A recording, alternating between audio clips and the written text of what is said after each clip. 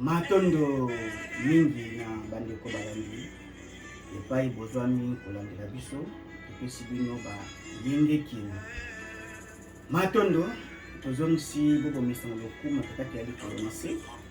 wapi oyo andimaki biso bayindo bongo tozala bana yango yaya kati na mokili tobongo akamba baleki boyo bongo bani matondo na mobikisi mokonzi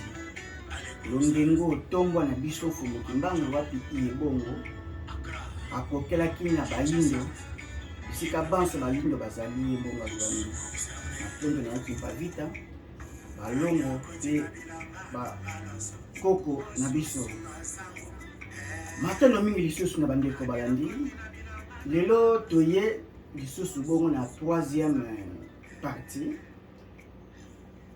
na biso ya émission ye bongo nengo ya likambo to bongo mama ya likambo bokonzi ya bayindo efandi na nini yebo tozokoba teme wana po tokende na kosukisa yango matondo mingi nde bongo yamba ya maso to s'abonner to partager pour permettre kolamuska ya bayindo ezala po soki moyindo alamuki te lobiko eza responsabilité ya biso baye toza kolanda biso baye tolamuki deja tosala makasi sango iye bemission ya boye ekomela bana ya Congo bana bena Congo ekomela bafutuka ekomela bayindo banso po bongo bazwa conscience batata mokili ekola kati na bango nde maturité spirituelle wana ekosala ete tombwa ya bayindo pe biso bongo tokotombola mboka pe bongo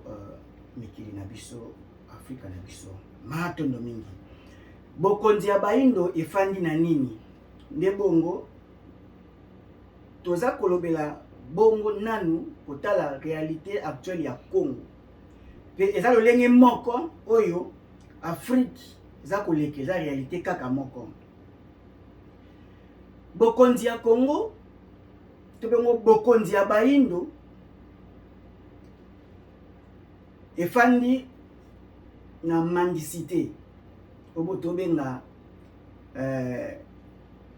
bisenga donc oyo balobaka matolo donc bokonzi ya bayindo ezofanda na pesanga kabelanga na bisenga edi ba institutionnaliser yango lolenge population azali azo kambama azo refléter mbala moko ba dirigeant ba décideur na ye donc pouvoir dirigeant lolenge bango pe bazali lolenge nde population wana sa ko s'exprimer donc lolenge tolobela bana na kati ya ndako lolenge bazali ba ya libanda bazomona bana wana lolenge bazali baza se comporter lolenge papa ba boti bango bongo bazali donc totala couche ya C ya Congo to bongo ya bayindo lolenge baza se comporter eza identique na bazo kamba bango lolenge bazali pour ceux qui te bakotia stop bako orienter population d'une manière ya bokesana matondo mingi lelo bokonza bayindo baza baya yambo baza kotombola maloba iye il faut ba investisseur libanda baya bazo benga baye oyo balingi pasi Afrique baya botombola South Afrique soki investisseur aye koya ko investir mabele na bino bedi azui une partie na bino pour soki bazui pouvoir monétaire pouvoir d'achat na bino bokombe esclave bokosala misala na ba jour oyo eza sacré na bino donc bokoyeba te nini bosala parce que bango bakozwa monopole ya kokamba bana ya mboka pamba te mutu oyo azopesa yo ye wana nde azodirige yo donc bokonza bayindo efandi bona mendicité nde pasi yango wana bazokende kodefa mbongo oyo bango moko soit baza kodetourner mais eza pena moyibi parce que détournement yango wana nde vol FMI, Banque mondiale, nanu et développa état mon côté mboka mon côté. Donc bakotondaka te na loboko ya moninga. Même moi no boti na certain âge kana kimukie na kolinga alia ye moko po amikokela mitondela. Afrique lelo 60 ans ya ba indépendance na ba Afrique nyonso tokende. Plus ou moins azokoka te lelo kokoma na autosuffisance alimentaire, financière, na badeba nini nyonso. Aza kaka koreku kosenga kaka basunga kai. Zoka le bazo sunga yo et ozo koma mwana faible, oza toujours kotikala eloko po basakanela yo. Et muto azo defisa yo azo koma mbala moko mukonzi na yo. Donc soki toza bongo biso bana ya Nzambe tokoki te kokenda kodefaka defaka fo biso pe todefisa tokodefisa nini po toza na nini. Bokonzi ya bayindo efandi bongo na mendicité na matolo bakouche nyonso veut dire ekoma légal ekoma mode de vie ya bato bamusicien kutu koloba te veut dire na bafamille na baquartier koloba kutu te veut dire badévelopper mendicité moko matolo moko incroyable. Et population ya bongo akimine musala abone kosala et akomi na ye vomi asengaka et atikali bongo nani akolongola population wana akodéraciner na mendicité akodéraciner na matolo nani.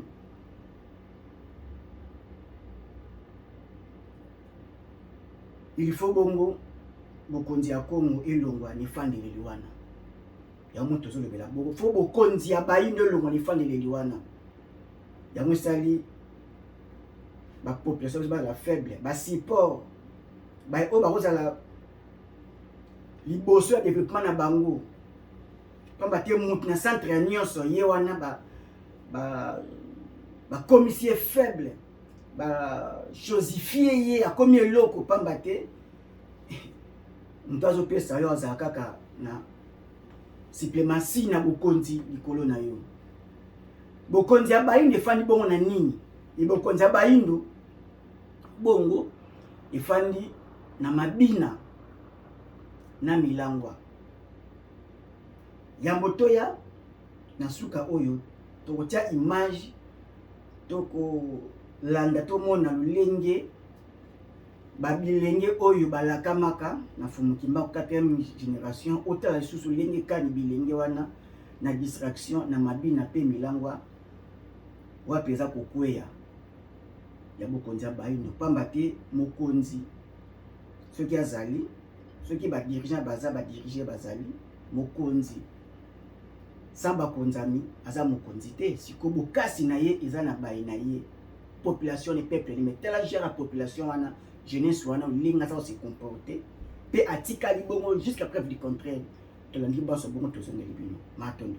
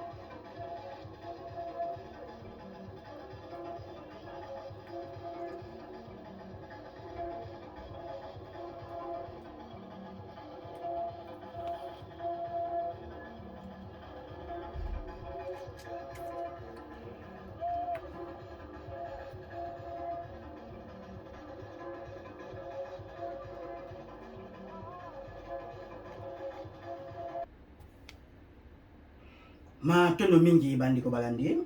tozongeli bino pasi pe mawa iboko na mutema jeunesse wana bambuta mutu bilenge population wana donc wana eza lolenge ya vibration ya population ezali na négativité kisasa mboka ya Fumuki Mbangu oya o ayambi mobikisi ya loposo moindo tala comportement ya population donc aza le premier na mabina yesi pa ya danse tout congolais mondo nyonso edi ayebi kobina et milangwa koloba te or na état de l'inconscience olali na yango na kwiti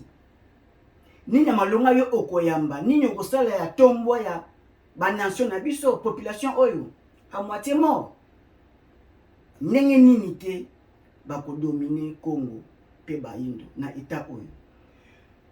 yango komona tolobaki ete il faut pouvoir dirigeant dirigeant na biso bazela bacourager prendre ba décision ya bolamu ya futur ya Congo pe Afrique ya lobi pamba te Congo oyo ana vocation ya leadership ya Afrique centrale ya Afrique mobimba pe ya mokili mais population oyo c'est la force ya état congolais population wana nde balangwisi na masanga toujours ingérence libanda parce que ba brasserie nyonso ba sorte ba whisky nyonso esama na Congo te libanda donc ba industrie alcoolique nyonso oyo ye na Congo uti libanda donc lelo il faut moni Dubaï Émirats Arabes Unis wana masanga alcool ba interdisamo na aéroport kaka emela makate et voilà ba décision malamu ya ba konzete na bazwaki pour ba orienter population na tomboa donc lelo Congo tout le Congo il faut ba interdire alcool et nanya kosala ngo soki bango ba pouvoir dirigeant baza noyé na kati ya tono wana donc il faut ba tuba otali banda ya réalité ya kisasa na bazala baza libanda ya mode de vie wana ndepo ba kolongo la vie wana ya omoni mbuta mutu Kabila mbuta mutu nkumu na biso musée Kabila prenez-vous en charge et maloba wana ya na tina makasi to comme il est na point oyo il faut même balo yembo bayemba lo yembo par rapport ya tambozo le kanango si comme ça c'est tambo traverser so moni même motali mutamutu lwambo bana kemba banze par rapport ya incident so salama adimisi yango nzembo a éveiller conscience mais lelo Afrique Congo est na passe mais banzembo ya mwasa mubali banzembo ya bosoto ya bêtise ndenge nini koyembama nene kotelama na Congo pour interdire yango donc bayemba par rapport à circonstance lelo oyo Congo et na ba problème d'agression problème ya nzala ba ingérence problème à vol il faut battre ba musiciens wana ba yemba pona éveil à conscience ba interpeller même ba dirigeant mais tala ba lo yemba mozo yemba makaka ya distraction au sous la population sous na kati ya poto lisusu te ngonga ekoki Afrika to te mabana ya Congo baye bazokamba te ba sens ya kokamba tuzuli kabupa ya tata mokili Fumuki Mbangu tuku msatu na boloko poto ko mabo bakonzi nde Fumuki Mbangu lingaki to na bongo na sopembe po bongo to yingi na libonga poto orienter population so malamu ngonga ekoki photo to longwa na nzela oyo batracela ki biso zo na nzela ya bolamu na biso tango il faut ni soki lelo Congo eyebi Fumuki Mbangu na 30% a reçoit leadership mondial et Afrique à Rubino na bas de l'échelle yango moni photoshoot na bino maloba ya vice président na campagne na ye ya Kenya 80 millions d'habitants mais baza incapable même ya kosomba ya kozata na vache moko même verre ya tasse même ya leo tarabibanda Congo population na ye obatiki l'état oyo est-ce que la posé à dirigeant na biso te posé à mongunya mais à servir na ba dirigeant na biso tolonga la population na état de vie au azali eza ya kondima bana te et batuna mokonzi auti koleka nkumu ya kala Kabila mwana alobi nini okoki te kosala bi je n'ai pas pu transformer l'homme zaïrois en homme congolais donc j'ai pas pu transformer l'homme congolais et ya mwana faut to transformer ye azonga à terre azonga na kisalo ofundiki mbangu alingeli biso Kongo pasi Afrique zoni ko na poko mala mwana ya Kongo ni bukasi ya Kongo mwana distraction to bana biso to peksa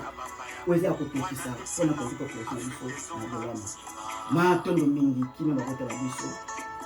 baso ba limbo fumu kimbangu centre ya Kongo de Kongo ya Kongo ya Afrique na